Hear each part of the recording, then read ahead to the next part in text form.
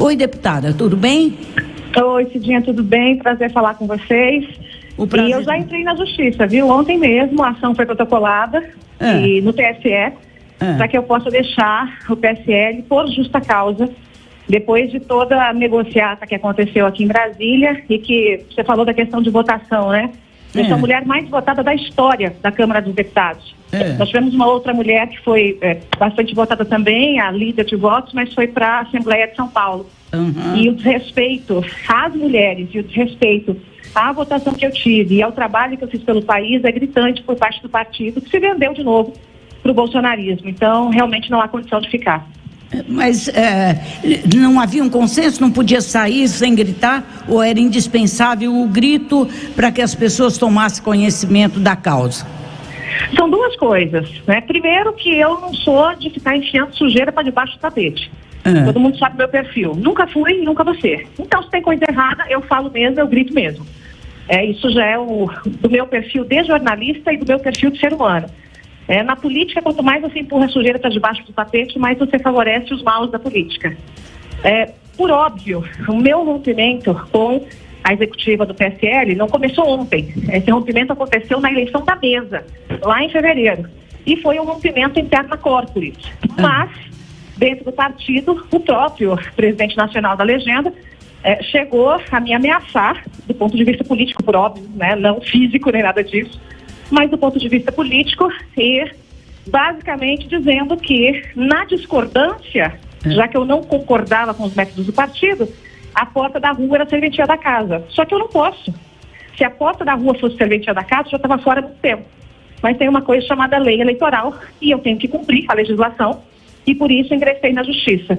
Mas esse pau torando aí, como você fala no Nordeste, já vem de bastante tempo, não é de hoje. E quando o partido se entregou de fato ao Bolsonaro dentro da Câmara, aí realmente eu não tenho mais condições de ficar.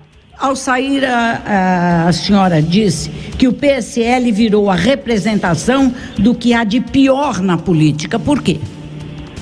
Porque é um partido que, veja, é a segunda maior legenda do país, a segunda maior bancada da Câmara, perde só para o PT. É um partido que trouxe muitas pessoas ao poder, como eu, com uma bandeira de ser um partido liberal, um partido que luta por um Estado mínimo, um partido que combate a corrupção. E quando nós chegamos aqui, nós vimos que é exatamente o oposto do inverso. E antes que me corrijam, o oposto é uma coisa e o inverso é outra. Então, o PSL é o oposto do inverso do que se vendeu.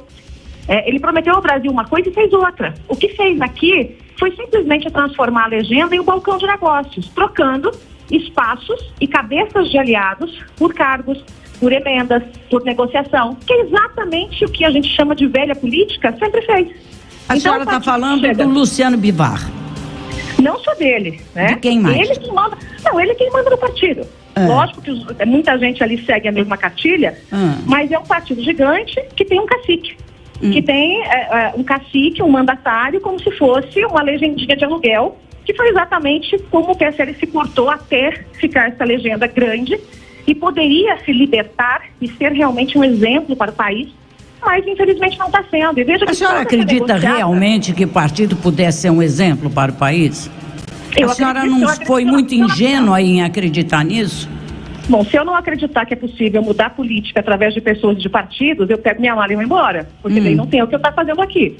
Qual é? Eu acredito. A senhora fala que hoje o partido é um partido de aluguel, o presidente hoje paga aluguel para ser presidente. Esse aluguel na negociação, se você somar todos os cargos, espaços públicos, custou 200 bilhões. Tem alguma dica para a gente entender esse volume de coisa? Veja, quando eu digo do aluguel que o presidente da República paga para permanecer presidente, eu não então é o presidente da República, não é o presidente do partido. Sim, da República.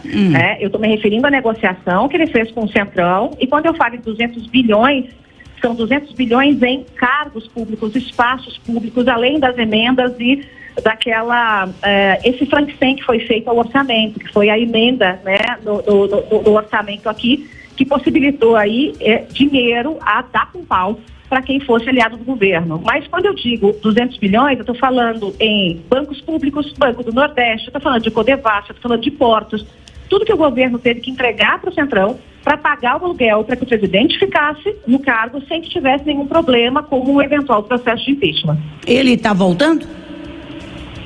O PSL, olha, ele tinha uma exigência, né, para voltar para o partido, algumas. Quais? E entre as exigências é ele ter o comando dos estados, ele ver essa que vos fala, a Joyce, fora do partido, ele exigia a minha expulsão, e o partido não tem como me expulsar, porque não tinha motivo. Então, eu não vou ser barreira para picareta. Se querem fazer picaretagem, podem fazer. Eu entrei na justiça, vou sair. Se ele vai voltar, se o PSL vai ali na frente rasgar os panos com ele, se vai indicar um vice, aí eu não sei, porque cada hora o partido está pulando de um galho para o outro. E isso é uma coisa que me incomoda. Então, é muito provável que, se a negociação for boa, que é o que eles estão tentando, né, e esse boa para eles é ruim para o país, o PSL caminha, sim, com o Jair Bolsonaro para a reeleição. A senhora está entrando para que partido? Não sei ainda, Cidinha. 5 partidos me procuraram e com 3 eu estou conversando mais intensamente, porque há alguns pré-requisitos para que eu aceite estar numa legenda, e um deles é poder trabalhar. Eu não vou ser vaquinha de presépio em partido nenhum. Eu quero trabalhar. Você veja que eu no primeiro mandato, nos 2 primeiros anos, eu fui líder desse governo esquizofrênico no Congresso, depois eu fui líder do meu partido, depois eu chefiei a SECOM. Então, eu gosto muito de produzir e eu quero trabalhar com mulheres. É um trabalho nacional de capacitação política e para capacitar as mulheres para os espaços de poder. Então, eu tenho dito isso aos partidos. Eu preciso de 2 coisas: espaço para trabalhar e a garantia de que esse partido, no qual eu ingressarei, não estará com o Jair Bolsonaro na reeleição e, obviamente, nem com o PT, né? Que será um partido independente buscando a terceira via. A senhora está se afastando e já se afastou do Bolsonaro há algum tempo. Dá para dizer, saber exatamente qual foi a gota d'água para esgotar a paciência de vocês? O que aconteceu? Quando foi o rompimento? A gota d'água, a gota mesmo, assim, a última que encheu o copo, foi quando o presidente tentou me obrigar, logo depois da aprovação da reforma da Previdência, a defender o filho, Flávio Bolsonaro, naquele processo todo que nós já sabemos, né? A rachadinha, que é eufemismo para roubo do dinheiro público. E naquele momento eu estava todo dia em rede nacional, porque era um combinado que eu falasse pelo governo por conta da reforma da Previdência, para não dar chabu na imprensa, porque vira e mexe o presidente xingava um da imprensa, xingava outro, então ficou que eu ia falar com a imprensa. E naquele momento ele quis aproveitar aquele espaço nacional para que eu defendesse o filho. E eu disse a ele, não vou fazer. E dei uma declaração pública que saiu em todos os veículos de comunicação, de que eu apoiava a investigação, porque a melhor forma de você provar a inocência de quem é inocente é uma investigação rápida e célere. O presidente ficou extremamente Esse papo foi olho no olho, cara a cara? Olho no olho, dentro do gabinete dele. Em que termos? O que ele disse para a senhora? Disse, tem que apoiar meu filho e dizer que não aconteceu o que aconteceu? Não. Ele não é exatamente, não é bem esse linguajar, né, que ele usa. Né? Eu abre aspas, né, são palavras do presidente. Porra, Joyce, você tem que sair em defesa do meu filho, porra! Eu falei, não vou fazer, ponto final. E ele achou realmente que eu poderia, como os outros, dobrar a espinha. Quando eu dei a declaração, e eu continuo dizendo, e eu disse isso ao meu filho, Cidinha.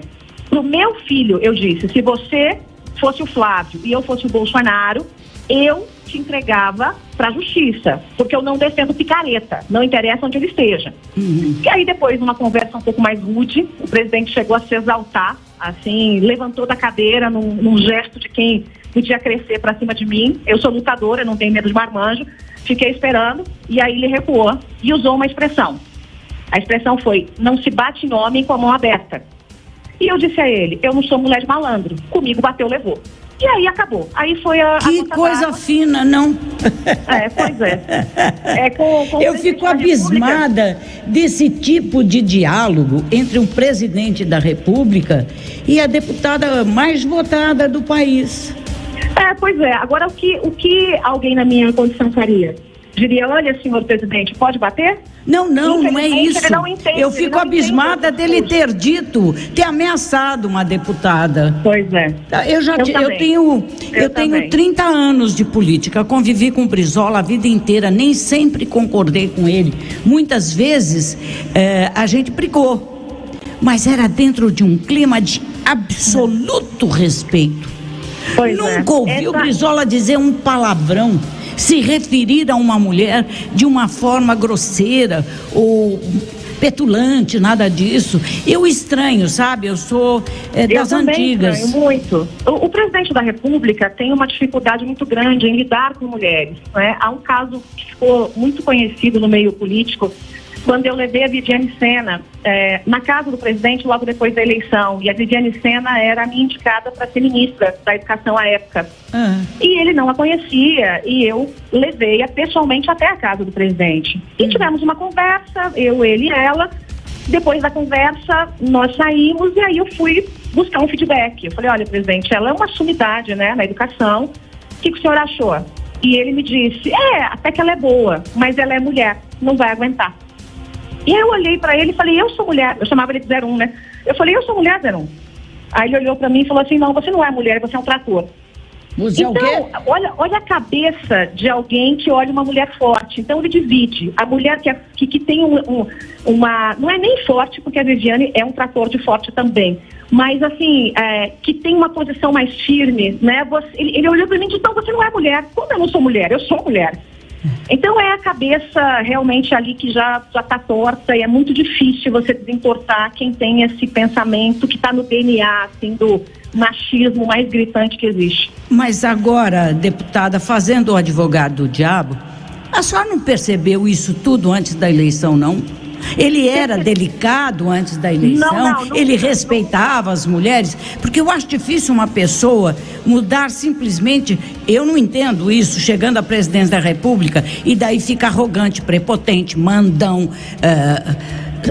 Ô Cidinha, você que tem 30 anos de vida pública sabe o quanto o poder pode mudar a cabeça. Eu sei, mas eu nunca conheci assim. Os defeitos e qualidades das pessoas. Ele mudou quando chegou à presidência da República? Mudou. Ele nunca foi uma flor de formosura, mas ele tinha me dado a palavra de que ele iria se esforçar muito para aprender, para entender, para realmente respeitar não só mulheres, negros, gays, cada macaco no seu galho. Ele realmente tinha me dado essa palavra, e essa palavra ele me deu dentro do meu apartamento no Piauí, porque meu marido é nordestino, ele foi até o Piauí conversar comigo. Foi assim, realmente a palavra, naquele momento empenhada, que me fez deixar o jornalismo e entrar para a política numa tentativa realmente de mudar o país. E aí, o que ele me dizia é, Joyce, eu não sou machista, eu sou machão, dá um tempo para mim que eu vou ajustar. E eu fui dando esse tempo. Só que na transição, a coisa começou a mudar, quando o poder já era uma coisa real.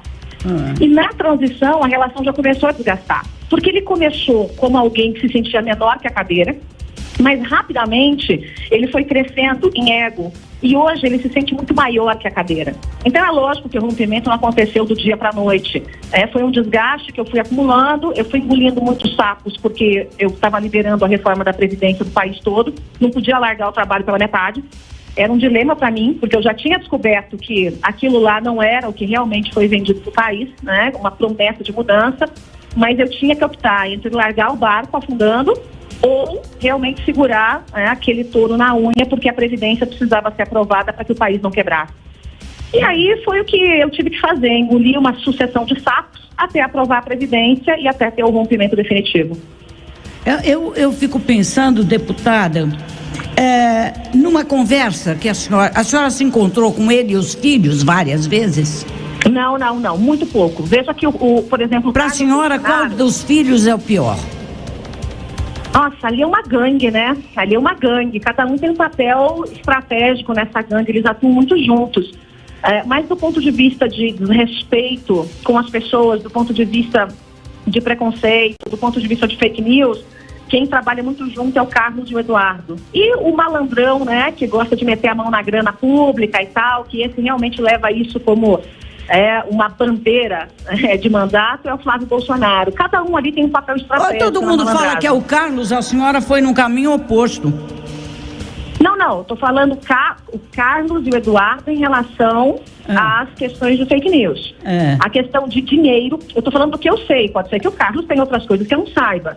A questão de meter a mão na grana pública, que eu sei, porque o que é suspeita e o que é fofoca e o que é. Eu não posso. A senhora está afirmando que ele meteu a mão na grana pública. Claro que eu estou afirmando. A senhora tem alguma prova disso? Ou é aquilo que todos nós já sabemos e que só foi publicado no jornal, mas não está nos autos?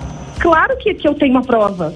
A prova é uma casa de 6 milhões e 100 mil reais comprada em Brasília. Que deputado ou senador em primeiro mandato, aliás, nem em primeiro nem em último, consegue dinheiro para comprar uma casa de 6 milhões em Brasília? Já piada, isso é um escárnio. Está todo dia batendo na cara do cidadão brasileiro com uma casa de 6 milhões de reais. Cidinha, eu sou parlamentar, eu sei que um parlamentar ganha, e ganha perto da população brasileira muito bem, mas jamais para enriquecer nesse nível, nunca, jamais. Bom, tem gente que não acredita, mas eu empobreci na vida pública. Eu também. Mas você tem desculpe, a senhora tem pouco tempo de mandato. Eu tive 28 anos de mandato e eu tinha uma casa de 1.200 metros quadrados, hoje moro numa casa de 350 e é tudo que eu tenho. É isso. O patrimônio que eu tenho, o único patrimônio mesmo meu, eu ganhei, conquistei enquanto jornalista. Porque como política, aí depende muito de como você atua como política. Eu, por exemplo, não tenho coragem de chegar num restaurante e pedir uma nota fiscal para o povo brasileiro pagar a minha comida, que é o que a maioria faz aqui, né? Então, eu pago o que eu como, eu pago as minhas viagens, e é muito diferente, você sabe, geralmente tem aquele famoso ressarcimento, né? O que a senhora acha, qual é o fio da meada que a CPI devia puxar para desvendar a morte de 500 mil de pessoas? A razão disso. Se a CPI não se entregar, como se entregou a CPI das fake news, que tinha munição para ser, de fato, acachapante e tirar gente de gabinete algemado para ir direto para trás das grades, a CPI já cumprirá um grande papel. Nós temos 500 mil de mortos e, me desculpa, em nenhum lugar do mundo isso não é considerado mortandade da população. Isso é e ponto. O presidente foi responsável por não vacinar a população a tempo. Então, se a CPI fizer o dever de casa, e eu acho que em alguns pontos não tem feito, porque tem feito muito barulho, está questionando bastante, eu estou vendo o Randolph com excelentes questionamentos, mas na hora do vamos ver, como por exemplo, quando o Pazuello foi lá e mentiu na cara de todo mundo, por que não deram voz de prisão? Se CPI tem poder de polícia. Não se pode mentir numa CPI. Pois eu sei, e eu sei que pode prender, né? Exatamente. E tem gente que empreende. Eu conheço uma mulher maluca que mandou prender um monte de gente. Mas, deputada, eu agradeço muito sua participação e vamos ver como é que fica o Brasil com pessoas que têm coragem de falar como a senhora. São poucos. São poucos, muito poucos, quase nenhum. Mas custa caro, é perseguição, é gente indo atrás, é gente tentando armar todo tipo de coisa. Então, para quem fala, o preço é muito alto, mas eu decidi pagar o preço. Então, não vou me dobrar não, nunca me acabelei e não vou me acabelar. Então, não interessa se é presidente da República, se é presidente de partido, eu vou seguir fazendo certo. Valeu, eu conversei com a deputada federal Joyce Hasselmann, que está saindo, já pediu a justiça para sair do PSL, mas ainda não tem destino.